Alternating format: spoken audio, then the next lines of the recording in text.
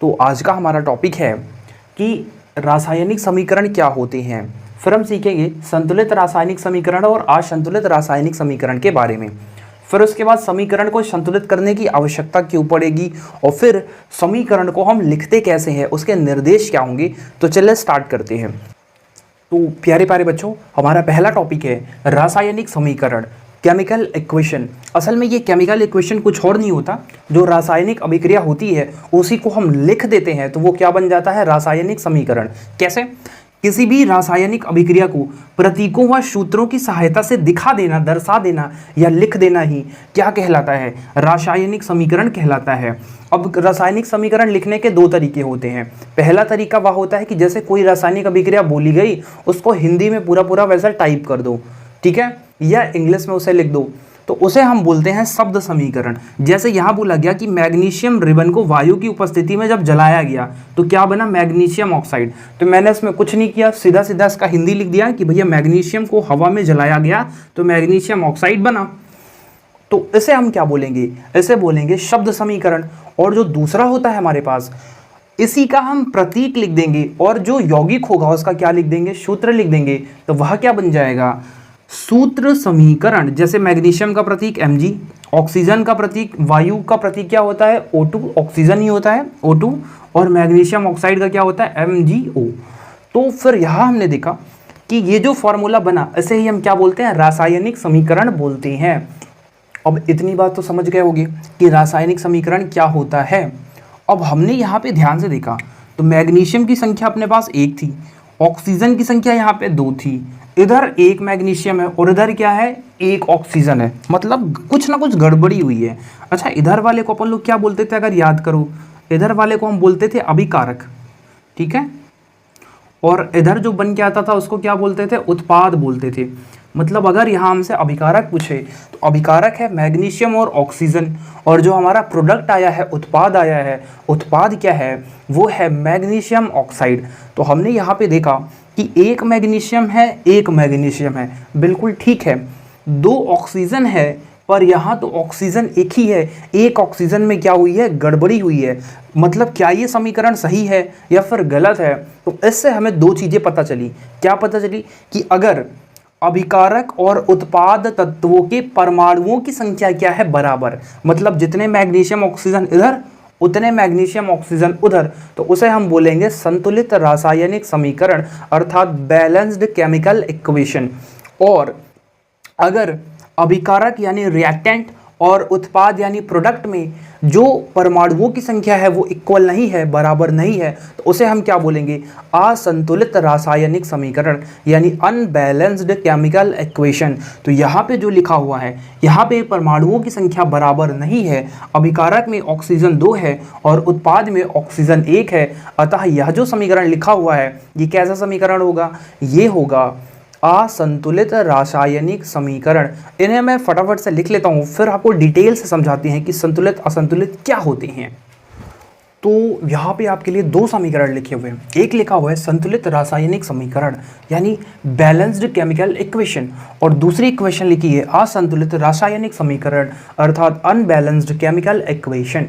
तो मेरे प्यारे बच्चों देखो, ऐसा रासायनिक समीकरण जिसमें अभिकारक व उत्पाद तत्वों के परमाणुओं की संख्या क्या होती है, बराबर होती है, वह क्या कहलाता है, तो वो कहलाता है संतुलित रासायनिक समीकरण, अर्थात बैलेंस्ड केमिकल इक्वेशन।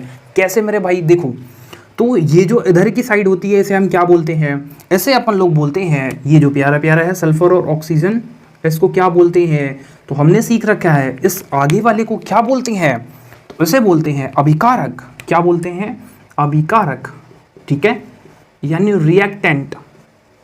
और ये जो पीछे दे रखा है सल्फर डाइऑक्साइड, ये जो बन के आया है, जो बन के आता है उसे क्या बोलते हैं, उत्पाद यानी प्रोडक्ट। ओके, अब यहाँ पे 2 शब्दों पे ध्यान देंगे, एक तो अभिकारक और दूसरा उत्पाद। फिर तत्वों के परमाणुओं की संख्या, हमने चेक किया कि यहाँ पे 1 सल्फर था, इधर भी 1 सल्फर है, मतलब अभिकारक और उत्पाद में सल्फर की संख्या क्या है, बराबर। यहाँ पे 2 ऑक्सीजन था, यहाँ पे 2 ऑक्सीजन था, और दोनों ही क्या थे, बराबर। तो सल्फर भी और ऑक्सीजन भी दोनों क्या है, बराबर। तो इस तरीके के रिएक्शन को हम क्या बोलेंगे, संतुलित रासायनिक समीकरण। एक और एग्जांपल लेते हैं, Zn + H2SO4 changes ZnSO4 plus S2। यहाँ पे जब हमने जिंक को सल्फ्यूरिक अम्ल के साथ रिएक्शन करवाया तो क्या बना अपने पास, जिंक सल्फेट और हाइड्रोजन गैस मिली। तो फिर हम यहाँ काउंट करते हैं कि अपने पास जिंक कितना था, एक, कितना था, एक, और इधर भी जिंक कितना है अपने पास, एक है, ठीक है। हाइड्रोजन कितना था, 2, इधर भी हाइड्रोजन कितना है, 2, बराबर है मामला। और SO4 कितना था, S 1 है तो S 1 है। ऑक्सीजन 4, ऑक्सीजन क्या है, 4, मतलब सबके सब क्या है, बैलेंस्ड हैं, ठीक है। फिर अनबैलेंस्ड क्या होते हैं, अगर परमाणुओं की संख्या बराबर नहीं है तो उसे हम क्या बोलेंगे, असंतुलित रासायनिक समीकरण। अर्थात ऐसा रासायनिक समीकरण जिसमें अभिकारक व उत्पाद तत्वों के परमाणुओं की संख्या बराबर ना हो। कैसे, जैसे magnesium plus oxygen changes MgO, यहाँ हो गई गड़बड़ी। कैसे गड़बड़ी कि 2 ऑक्सीजन था, इधर कितने ऑक्सीजन बचे, 1, और यहाँ देखो नाइट्रोजन 2 था, इधर कितना बचा, 1, हाइड्रोजन 2 था, हाइड्रोजन कितना हो गया, इधर 3, मतलब इन इक्वेशंस में हुई है क्या, गड़बड़ी हुई है। तो ऐसे हम क्या बोलेंगे, असंतुलित रासायनिक समीकरण। तो फिर आप बोलोगे सर क्या फ़र्क पड़ता है, चाहे संतुलित हो चाहे असंतुलित हो, क्या ही फ़र्क पड़ता है, फ़र्क पड़ता है मेरे भाई। हम कभी भी असंतुलित रासायनिक समीकरण नहीं लिखते, जब भी लिखेंगे उसे कैसा लिखेंगे, संतुलित करके। आप बोलोगे सर जी क्यों संतुलित करेंगे, असंतुलित हो या फिर संतुलित हो, क्या फ़र्क पड़ता है हमसे। तो फ़र्क पड़ता है, वो जानेंगे हम लोग ये टॉपिक पढ़ लेने के बाद। तब तक आप इसका फट से एक स्क्रीनशॉट अपने पास ले लीजिए। तो मेरे प्यारे प्यारे बच्चों देखो, अब हम जानेंगे कि इस असंतुलित रासायनिक समीकरण को हमें बैलेंस्ड करने की आवश्यकता क्यों पड़ेगी। तो उसके लिए हमने 9th क्लास में सीखा था द्रव्यमान संरक्षण का नियम, यानी मास कंजर्वेशन का जो रूल हमने सीखा था वो क्या था कि किसी भी रासायनिक अभिक्रिया में द्रव्यमान का ना तो निर्माण होता है और ना ही विनाश होता है। अर्थात अभिक्रिया के फलस्वरूप अभिकारक व उत्पाद तत्वों का द्रव्यमान और परमाणुओं की संख्या क्या होती है, बराबर रहती है, इक्वल रहती है। इसका मतलब ये हुआ कि अगर हम एक रासायनिक अभिक्रिया करवाएं, एक क्या करवाएं, रासायनिक अभिक्रिया करवाएं, और उदाहरण के लिए मान लेते हैं कि इसका जो वजन है वो कितना है, 10 ग्राम, और इसका जो वजन है वो कितना है, मान लो 5 ग्राम। तो इधर जो रिजल्ट आना चाहिए वो कितना आना चाहिए, 15 ग्राम आना चाहिए, ठीक है। ये बोलता है मास कंजर्वेशन का रूल, यानी द्रव्यमान संरक्षण का नियम ये कहता है कि अगर आप इधर कितने भी चीज़ें मिक्स कर दो, पर जब फाइनल रिजल्ट बन के आएगा, जो प्रोडक्ट निकल के आएगा, तो उस प्रोडक्ट का जो द्रव्यमान होगा वो इन द्रव्यमानों के योग के क्या होगा, बराबर होना चाहिए। जैसे मान लो मैग्नीशियम का द्रव्यमान 10 ग्राम और ऑक्सीजन का द्रव्यमान 5 ग्राम, तो इसका मतलब इधर जो अभिकारक है, अभिकारक का जो द्रव्यमान होगा वो कितना हो गया, 15 ग्राम। तो यानी जब रिएक्शन कंप्लीट होगा, रिएक्शन कंप्लीट होने के बाद जो उत्पाद आएगा मैग्नीशियम ऑक्साइड, तो उसका द्रव्यमान कितना होना चाहिए, 15 ग्राम। अगर द्रव्यमान इक्वल है तब हम बोलेंगे रासायनिक समीकरण क्या है, संतुलित है। और या तो परमाणुओं की संख्या भी क्या हो, बराबर हो। अगर परमाणुओं की संख्या में हेरफेर हुआ तो फिर द्रव्यमान संरक्षण के नियम के अनुसार हमें उसे क्या करना पड़ेगा, बैलेंस्ड करना पड़ेगा। तो ठीक है, ये तो तरीका हो गया समीकरण को बैलेंस्ड करने का। और समीकरण को संतुलित कैसे करते हैं उसके बारे में हम लोग नेक्स्ट वीडियो में डिस्कस करेंगे बहुत बेहतरीन तरीके से। फिलहाल अभी पहले हम ये सीखेंगे कि समीकरण को लिखते कैसे हैं, लिखने की क्या क्या प्रोसेस होती है, कैसे किसी समीकरण को लिखा जाता है। तो चलिए फटाफट से इसका स्क्रीनशॉट ले लीजिए। तो अब हम सीखेंगे कि समीकरण को लिखते कैसे हैं। बहुत से स्टूडेंट समीकरण लिखने में गड़बड़ी करते हैं, तो भाई समीकरण लिखने का तरीका एकदम ध्यान से सीखिए। देखिए, समीकरण लिखने का जो फर्स्ट नियम है वो नियम क्या है कि सबसे पहले तो अभिकारक लिखो। अभिकारक लिख करके फिर तीर का निशान लगा करके क्या लिखो, उत्पाद को, ठीक है। जैसे यहाँ पे सबसे पहले अभिकारक लिखा गया, फिर उसके बाद तीर का निशान लगा के किसको लिखा गया, उत्पाद को, ठीक है। फिर उसके बाद जो दूसरा नियम है वो क्या बोलता है कि अभिकारकों व उत्पादों की संख्या अगर एक से अधिक है, जैसे यहाँ देखो अभिकारक क्या है, एक से ज़्यादा, कितने अभिकारक हैं, 2, पर उत्पाद यहाँ पे 1 है। हो सकता है कभी कभी उत्पाद 2 हो जाए, 3 हो जाए, तो इस कंडीशन में क्या करोगे, प्लस का चिन्ह लगा देंगे। जैसे यहाँ 1 से ज़्यादा अभिकारक थे तो इसके बीच में हम कौन सा चिन्ह लगा देंगे, प्लस का। ऐसे ही अगर 1 से ज़्यादा उत्पाद होते तो हम उत्पाद में भी क्या लगा देते, प्लस का चिन्ह लगा देते, ठीक है। फिर उसके बाद अगला जो काम करेंगे, समीकरण को संतुलित करेंगे। जैसे ये असंतुलित समीकरण दिया है तो इस समीकरण को क्या करेंगे, संतुलित करेंगे, ठीक है। फिर संतुलित करते समय हम किसी भी तत्व या यौगिक के सूत्र को परिवर्तित नहीं करेंगे। जैसे मान लो इस समीकरण को हम बैलेंस्ड करेंगे जब, तो बैलेंस्ड करते टाइम हम इनके सूत्रों के साथ छेड़छाड़ नहीं करेंगे। अभी से आप पढ़ लीजिए, सेकंड वीडियो में मैं आपको बताऊंगा कि किस तरीके से समीकरण को बैलेंस्ड करते हैं।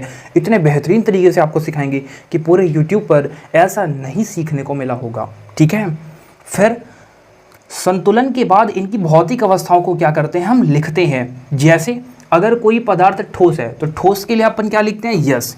अगर कुछ द्रव है तो द्रव के लिए क्या लिखते हैं, यल। अगर कुछ गैस है तो गैस के लिए क्या लिखेंगे, जी।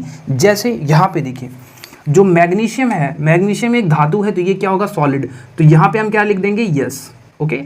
और जैसे ऑक्सीजन है तो ऑक्सीजन क्या है, गैस, तो गैस को दिखाने के लिए हम क्या लिख देंगे, जी लिख देंगे। इसी तरीके से यहाँ पे मैग्नीशियम ऑक्साइड है तो मैग्नीशियम ऑक्साइड के लिए हम क्या लिख देंगे, एस, सॉलिड। ठीक है, इस तरीके से हम इनकी भौतिक अवस्थाओं को दिखा देंगे। अगर कभी आपको अवक्षेप मिले, क्या मिले, अवक्षेप, तो उसके बगल में हम डाउन एरो का निशान लगा देंगे, यानी तीर को नीचे की तरफ। और अगर जलीय विलयन मिलता है, जलीय विलयन कैसे, जैसे NaCl वगैरह, तो वहाँ पे क्या लिख देंगे, एक्वस। जहाँ पे मैंने ये लिखा यस, वहाँ पे आप क्या लिख दोगे, AQ। और अगर किसी ऐसी रिएक्शन होती है जिसमें ऊष्मा निकलती है या ऊष्मा खर्च होती है, तो दोनों कंडीशन के लिए आप या तो डेल्टा का सिंबल लगाओगे, या तो प्लस ऊष्मा या तो माइनस ऊष्मा। इसी तरीके से मान लो ऐसा कोई रिएक्शन हो जिसमें क्या निकले, गैस निकले, तो अगर गैस उत्सर्जित हुई है तो गैस के बगल में आप क्या लगा दोगे, अपर साइड एरो का सिंबल लगा दोगे। तो इस तरीके से आप पूरी समीकरण को लिख लोगे। फिर लास्ट में क्या करोगे, लास्ट में जो तीर का निशान होगा, इस तीर के निशान के ऊपर या नीचे अगर ताप, दाब या उत्प्रेरकों का इस्तेमाल किया गया है तो आप उनको यहाँ पे लिख दोगे। जैसे उदाहरण के लिए मैं आपको समझा ही देता हूँ कि जैसे N2+S2 एक विधि है, हैबर विधि।